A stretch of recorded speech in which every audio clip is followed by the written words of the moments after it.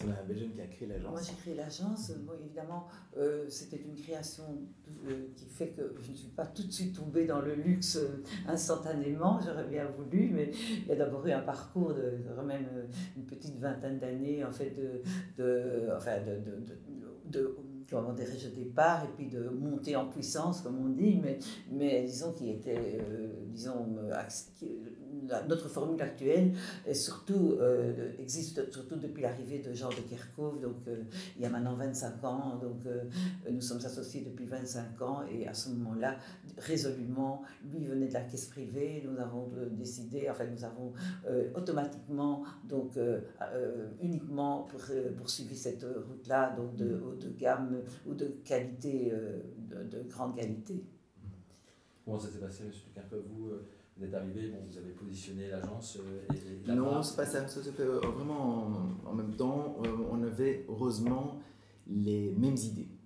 Donc quand je suis arrivé, on était d'accord sur tout et on s'est positionné sur le haut de gamme assez rapidement. Alors le haut de gamme, c'est pas aussi exclusif qu'on peut imaginer. Le haut de gamme, ce sont des beaux appartements, ça peut être petit, hein, ça peut être 100 mètres carrés, mais hyper bien situé sur les étangs d'Ixelles, c'est déjà du haut de gamme. Ça peut être un très très bel hôtel à Ville Molière, comme un château à la campagne. Donc on a décidé que notre idée, c'était que les clients ne soient pas déçus quand ils viennent visiter un bien à l'Immobilier-le-Lion. Ça peut être petit, ça peut être grand, mais ce sera qualitatif. Et ça, c'était l'idée. On était tous les deux d'accord là-dessus et on a avancé sur ce projet de manière... Et en plus, on a été très aidés par l'arrivée des Français à ce moment-là.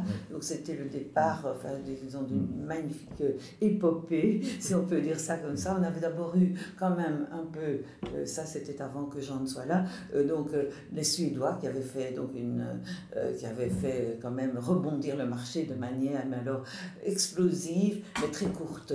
Donc ça a duré 1 an et demi, 2 ans.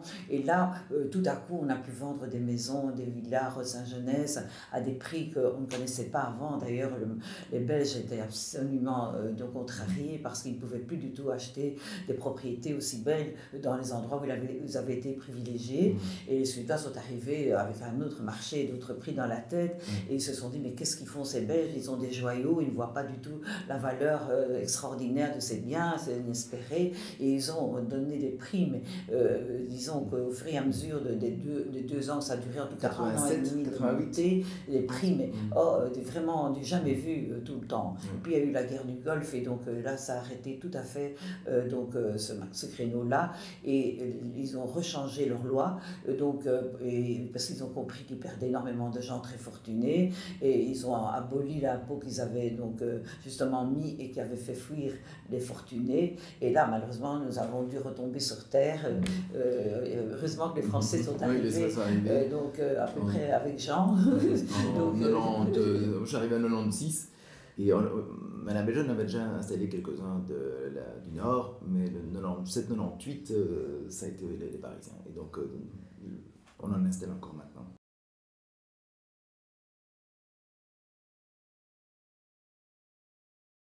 On a eu beaucoup de chance. Le marché immobilier n'a pas été trop influencé par le Covid par rapport à nos pauvres amis restaurateurs ou organisations d'événements. Nous avons pu continuer. Alors pendant les 3 mois évidemment de pandémie, là on a dû arrêter complètement. On perdait notre licence carrément si on faisait des visites, donc on a arrêté complètement.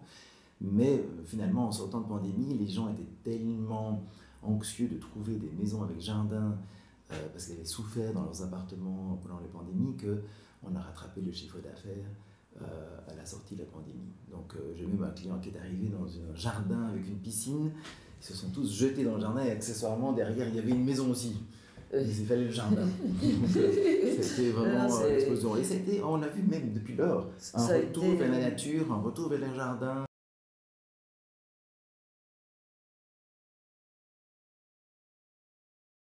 Non, mais par contre, avec jardin, pas tellement, mais avec terrasse. Parce que l'investisseur, c'est pas tellement encore la maison, c'est plutôt l'immeuble avec les appartements. Et comme les appartements sans terrasse sont un petit peu plus difficiles à vendre maintenant, parce que nettement plus difficile. Nettement plus difficile à vendre parce que les gens ont souffert. Les gens, quand ils ont été enfermés dans un appartement sans terrasse pendant 3 mois, avec 2 bambins qui hurlaient, forcément, c'est beaucoup plus compliqué.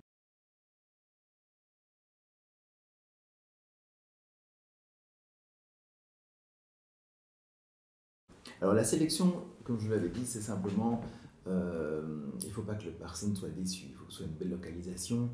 Et donc après ça, on fait l'estimation et on se met d'accord sur un prix. Après ça, pour trouver le bon client. Oui. Mais disons qu'avec l'expérience des années, on a un certain feeling. D'ailleurs, c'est un métier de psychologie. C'est commercial, mais seulement à moitié. Donc, au fond, c'est assez passionnant. Évidemment, c'est un tout petit peu moins évident maintenant. Mais dans les premières années de ma carrière, là, c'était véritablement quand même le travail de l'agent immobilier, de guider les clients et de les amener à visiter des biens qui leur conviennent.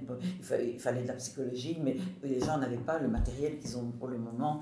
Évidemment, avec ce qu'on leur donne comme photos, vidéos, sites, où ils ont absolument, disons, une connaissance déjà à l'avance de tout sur Google. Ils voient la maison des voisins, ils voient le recul par rapport à ceci ou par rapport à une ligne de train. Enfin, tout est connu à l'avance. Donc maintenant, c'est dans la dernière partie de l'opération immobilière qu'on utilise notre savoir-faire donc, pour pouvoir conclure. Mais le début, comme la passion que moi j'avais au début, de pouvoir justement plusieurs fois, des gens m'ont dit, vous m'avez guidé, et encore de temps en temps, des gens m'appellent, je suis dans cette maison depuis 35 ans grâce à vous, et dire que je ne l'aurais pas visité si vous n'aviez pas été là. Mais ça, c'est une chose qui est devenue impossible, malheureusement. Donc, on a encore des choses, parce que par exemple, on est très gâtés avec le matériel qu'on leur donne, et ça aussi, ça fait partie de notre luxe, si on peut dire, c'est d'avoir des photos, d'avoir disons des reportages, donc des présences sur les réseaux sociaux de grande qualité. Oui. Les photos sont très très importantes aujourd'hui. Le niveau des photos sont très importants, et l'idée, c'est d'envoyer à nos clients de très très belles photos. Alors bon, de temps en temps, il y en a qui disent qu'elles sont un peu trompeuses, mais forcément elles sont quand il y a du soleil, pas quand il fait mauvais. Donc, mais les photos sont belles, ça donne envie, et c'est de nouveau un peu une image, c'est de nouveau du haut de gamme. Et une fois qu'on connaît bien le client, qu'on sait bien ce qu'il cherche, et c'est pour ça qu'on leur demande souvent même de nous appeler pour qu'on parle immobilier, pour qu'on sache ce qu'ils veulent, de manière à pas simplement un email qui passe comme ça avec ce que vous souhaitez, pour sentir vraiment ce qu'ils veulent et les diriger. Parce que nous rentrons des maisons qui ne sont pas tout de suite sur Internet, et donc s'ils sont dans notre portefeuille un peu avant que nous fassions de la publicité, on peut leur conseiller, on peut leur envoyer le bien avant même qu'ils ne paraissent sur les sites, de manière à ce qu'ils puissent être dans les premiers pour les acheter.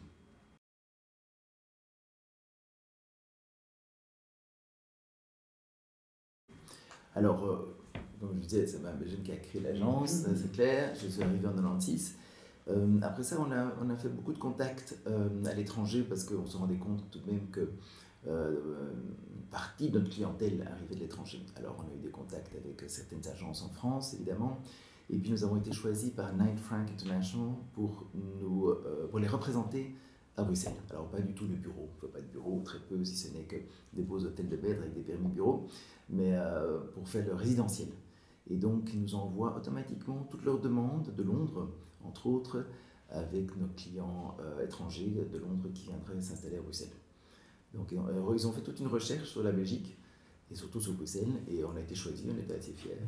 Et donc, voilà, ça concerne uniquement les biens de qualité, de haut de gamme. Voilà, exactement, forcément. Et puis après ça, on a été aussi choisi dans notre organisation qui s'appelle Leading Agencies in the World. Et là, c'est aussi du haut de gamme, c'est-à-dire un petit peu comme les hôtels, les Leading Hotels in the World. Et c'est du haut de gamme, et on se partage des informations aussi bien sur Marbella que sur le sud de la France, etc. C'est très privatif, c'est très... si vous avez un client haut de gamme, on l'envoie chez quelqu'un à Marbella et on sait qu'il sera bien suivi. Pareil pour si vous cherchez en Toscane. Nous avons vendu un terrain à New York donc par cette voie-là, donc c'est assez, comment dirais-je, quand même positif. Voilà. Et disons qu'il n'y a plus vraiment de limite, c'est assez mondial, mais de nouveau, sans être une énorme organisation, c'est très très personnalisé.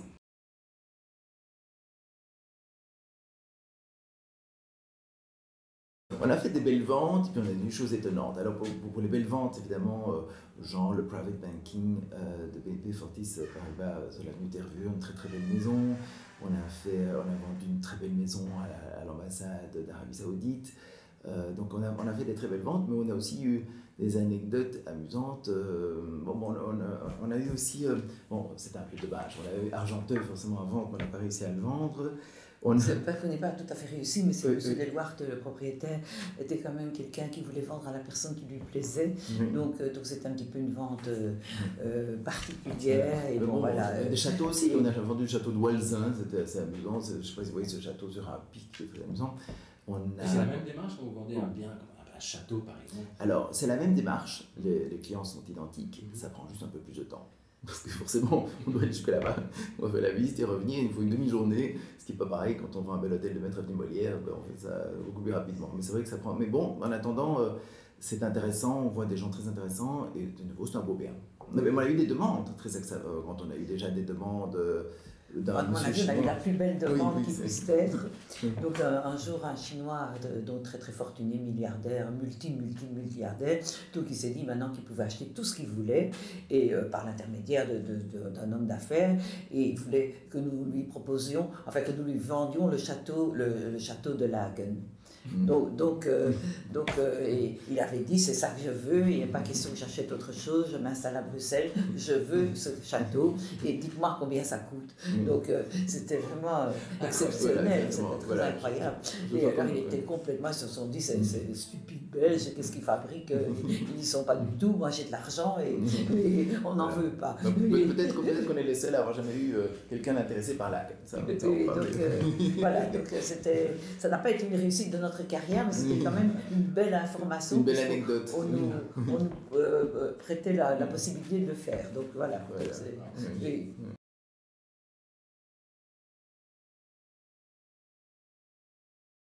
Nous appartenons au BEL, le Brussels Exclusive Labels.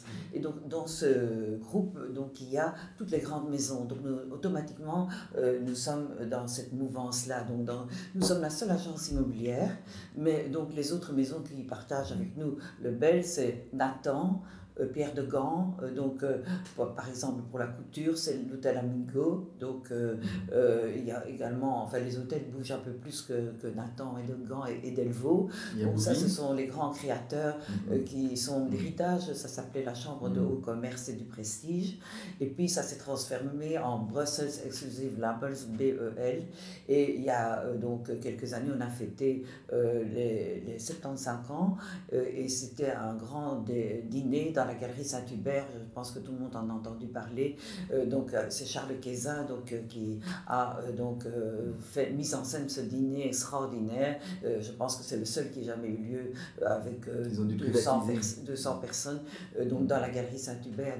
Donc nous sommes en général, nos adresses sont un peu ces adresses-là. Un endroit que j'adore dans Bruxelles, c'est la terrasse du Brugman 52.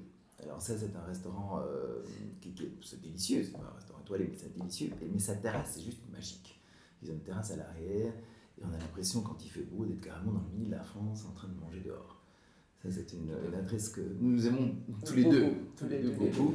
Et puis bon, les petits restaurants, il y en a plein, mais il faut reconnaître que ça fait 1 an qu'on ne va plus beaucoup au restaurant. Donc, on va pouvoir recommencer maintenant. Moi, j'aime beaucoup le Rabassier aussi, qui était un petit restaurant... non, le Rabassier, c'est au Sablon. C'est dans le bas du Sablon, et très bon restaurant. Et alors, les endroits qu'on aime, nous on aime bien les jardins du parc des Coumons avec ce petit restaurant à l'extérieur aussi. Il y a plein d'endroits très, très romantiques dans Bruxelles, il faut se balader. Mais les shoppings, ça reste quand même beaucoup le boulevard. Il n'y a rien à faire, le boulevard et l'endroit... Nous avons aussi dans notre groupe Hermès, donc on a vraiment tout sous la main. Donc effectivement, les plus belles maisons.